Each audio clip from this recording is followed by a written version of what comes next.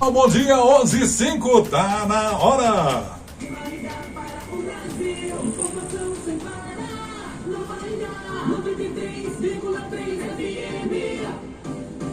Começa agora. Edson Valério, entrevista.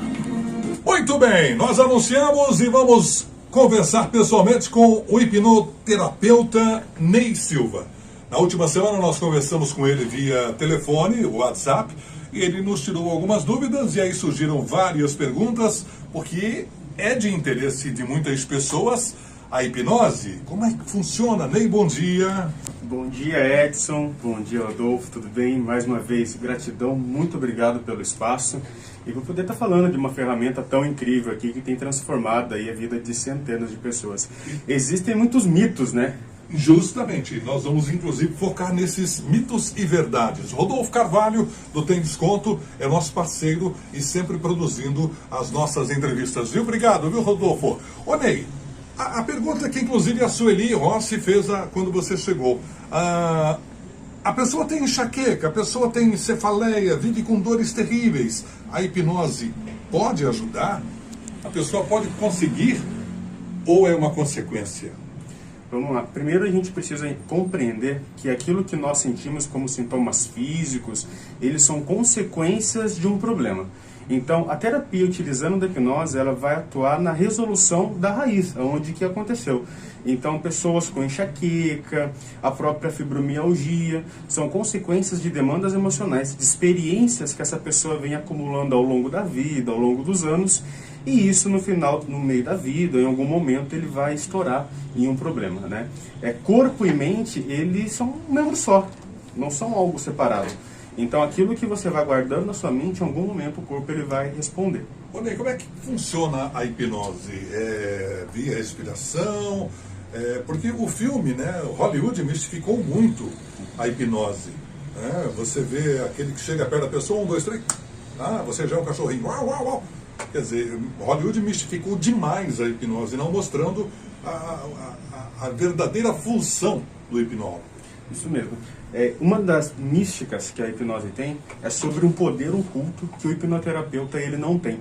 Então, não só Hollywood, como também a mídia em si, e shows também de entretenimento, eles acabaram dando um poder para o hipnólogo que não compete a ele ter. Esse poder ele não existe. A hipnose é uma condição natural da mente humana e nós já passamos por esse estado durante o dia de forma automática, sem a gente perceber. Quando, por exemplo, você tem uma lembrança, você lembra de algum lugar, de uma pessoa querida ou de uma comida preferida, você sente algo. Isso pode ser um sentimento de felicidade ou pode ser um sentimento de tristeza, dependendo do que for. Isso é hipnose. É a gente associar esses pensamentos, essa imaginação de algo e sentir algo físico no corpo. Então não tem poder algum.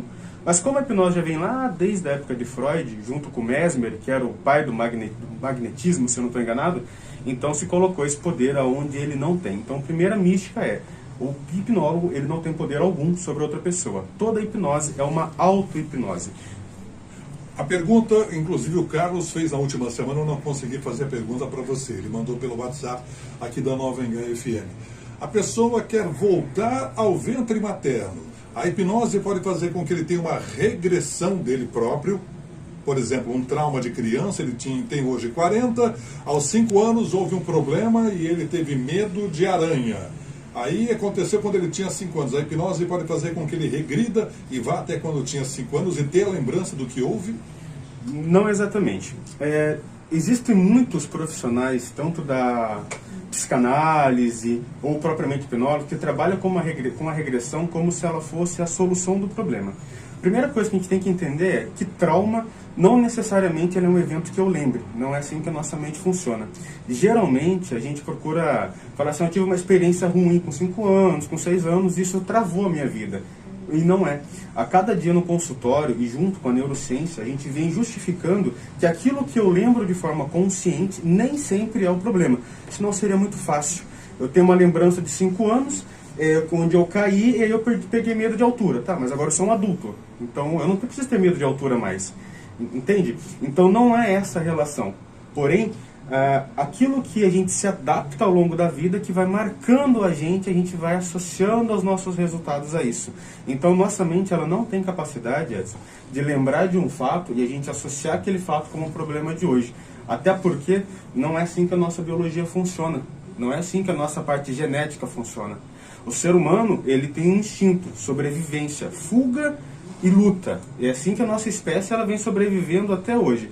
Então, para o nosso sistema, aquilo que a gente chama de sistema nervoso, experiências que aconteceram no passado, nós vamos nos adaptando a ela para manter a nossa sobrevivência até aqui. E é essa adaptação, baseada nessas experiências, que geram a nossa trava hoje, e não necessariamente o ato em si. Mas eu tenho como, por exemplo, ir lá no teu consultório, eu posso fazer uma regressão de memória? Há como fazer isso? A regressão ela acontece de forma automática, comigo querendo ou não. Vai depender muito de cada caso. Tem clientes, por exemplo, que chegam e buscam, eu quero fazer uma regressão porque com 5, 6 anos eu tive um problema. Dentro do meu processo, dentro da minha metodologia, eu não trabalho achando que a mente ela é linear. Vamos voltar em 3, 2, 1, com 5 anos, e aí seus problemas vão estar resolvidos. Não é assim que funciona. Então, tem clientes que vão passar por um processo de regressão e tem clientes que não vai precisar passar por isso. Não é a regressão que vai trazer a solução para a vida do cliente, e sim um processo terapêutico. Então, posso citar um exemplo? Claro. Teve uma cliente uma vez que me procurou e ela estava tendo problemas de relacionamento com o marido dela. E ela tinha uma lembrança que, com 5 anos de idade, ela sofreu um ataque de um cachorro. Então, ela teve a fobia do cachorro, mais o problema de relação com o marido. Quando a gente foi fazer o tratamento dela, aquele cachorro na vida dela representava um abuso, onde que na casa que ela estava, que era vizinha da casa da mãe dela, tinha ali um vizinho que abusava dela quando ela era criança. Só que o cachorro latia todas as vezes que isso acontecia. Então o que a mente faz? A mente associou o cachorro ao momento de perigo. Então todas as vezes depois de adulta que ela escutava o cachorro latir, a mente dela achava que ela estava em perigo. Porque a nossa mente ela não entende o que é real ou o que é imaginário. Eu ouvi uma frase uma vez de que a nossa mente é burra. Se ela imagina que tem alguém embaixo da sua cama, na hora você se arrepia, dispara o coração e você acha que realmente tem alguém ali. Exatamente. Então, no caso dessa cliente, o problema foi o abuso e a mente transformou o abuso Na no figura latido do cachorro. Porque isso mantinha ela em alerta durante a vida. Então, todas as vezes que ela escutava um latido de cachorro, ela se travava por inteiro e achava que ali tinha um perigo. E para ela não entendia o porquê. E isso trazia problema no relacionamento. Entendo. Entende? Então, não se trata de fazer uma regressão por conta disso, mas entender o ser humano por completo. E o ser humano ele é muito mais do que uma memória linear. Por isso que hoje a minha metodologia ela vem aí transformando muitas pessoas. Estamos conversando com o hipnoterapeuta Ney Silva, você que ligou agora, chegou agora na Nova Engaia FM. O Ney esteve aqui na semana passada, ficou algumas perguntas e estamos fazendo aqui para ele hoje. Se você tiver alguma, 99123-9393, nosso WhatsApp. Hoje, a hipnoterapia ajuda mais no que, Ney? Ela pode ajudar em diversas áreas, tanto quanto performance profissional, performance de atleta, tratar problemas emocionais. O meu foco é problemas emocionais. Então, ansiedade, depressão, fibromialgia, dor de cabeça, enxaqueca, esse tipo de problema que vem atrapalhando aí a pessoa ter uma qualidade de vida, assim, sabe? Mas tem profissionais nichados, né, que atendem performance de atleta, que trabalham só com atletas, por exemplo. Então, aquilo que ela não trata, ela pode auxiliar dentro de um processo. Ela pode fazer parte de um processo. Entendi. Então, se eu quiser melhorar meu trabalho, mais ainda, eu posso, em sessões com você, ter ajuda, né, mental das informações que você vai me passar para que eu possa fazer esse desempenho profissional. Perfeitamente. E para justificar isso, para as pessoas poderem entender, a base do meu trabalho, além da hipnose, é a neurociência. E aí tem um livro, para quem quiser pesquisar depois, que chama Erro de Descartes, de Antônio Damasio, que é um grande neurologista, que ele diz assim, nós temos funções inconscientes que a gente está agindo aqui e a gente não entende dessa função. Nós estamos aqui agora e tem processos biológicos acontecendo, tanto na nossa memória quanto a parte neuronal, que a gente não consegue enxergar e não consegue perceber. Então, as informações que a gente tem desde quando nós somos crianças, elas podem estar influenciando o nosso resultado hoje. Então, eu posso ser um bom profissional, mas ainda ter pequenas travas ou pequenas sabotagens de forma inconsciente que eu não percebo. Aonde, no lugar de estar muito mais avançado, eu estou no nível que eu estou. Ô Ney, existem pessoas que não conseguem ser hipnotizadas? Todos são hipnotizáveis? Existem pessoas que não são. Quem são essas pessoas? Quem tem problema neurológico. Porque o que acontece? A hipnose, ela é uma comunicação. Ela é uma comunicação. O hipnólogo, ele não tem problema, ele não tem poder, certo? Para mim hipnotizar alguém, primeira coisa, o cliente ele tem que ter a atitude mental de querer passar pelo processo. Porque quem cria o processo é o cliente. Então, se o cliente chega e ele não quer, e aí eu dou uma sugestão, eu peço para ele imaginar uma escada, e ele imagina um elevador, ele está indo contra aquilo que eu estou pedindo para ele. Se ele está indo contra, quem está no controle é ele, não sou eu. Qual o tempo para hipnotizar alguém? Você chega, o cliente chega lá, você levaria quanto tempo para fazer? Porque a televisão, você frisou e bem, os programas de auditório mostrava muito isso, né? Chegava alguém da plateia, o cara chegava, 1, 2, 3, pá! Você agora não consegue lembrar, número 7. Aí a pessoa conta de 1 a 10, 6, 8 e não consegue falar a palavra 7. O que acontece na TV que eles não mostram nos bastidores. Então, quando o hipnoterapeuta ele vai num programa de TV, ele pega um grupo de pessoas e faz um teste. Já prepara para ver quem é mais influenciável. Exatamente. E aquela pessoa que for mais suscetível, ele já deixa ali um pequeno comando nela. Que quando ela entra no palco, ela já está sugestionável aquele comando. Então, por isso que na hora da apresentação é muito mais fácil e rápido. A hipnose faria em nós, de forma diferenciada, claro, aquilo que fazemos com os cachorros quando os treinamos. Um cachorro, quando ouve um assovio ou um comando como um estalar de dedos ou uma palavra, ele vai fazer aquilo que o dono dele quer que ele faça. A hipnose faria isso também no ser humano? Não. O nosso cérebro ele trabalha por associação. Quando você está treinando um cachorro, você está associando o cérebro dele a pequenos estímulos. Então, quando se eu fizer isso, eu vou ganhar aquilo. Exatamente. Estímulo e recompensa, né? Ação e recompensa. O ser humano não necessariamente é assim. Então, se eu vou num programa de TV, usar esse exemplo, eu dou ali a sugestão e demoro para falar com essa pessoa, né? Vai demorar 2, 3 horas para falar com ela, um exemplo, aquela sugestão não vai fazer mais sentido.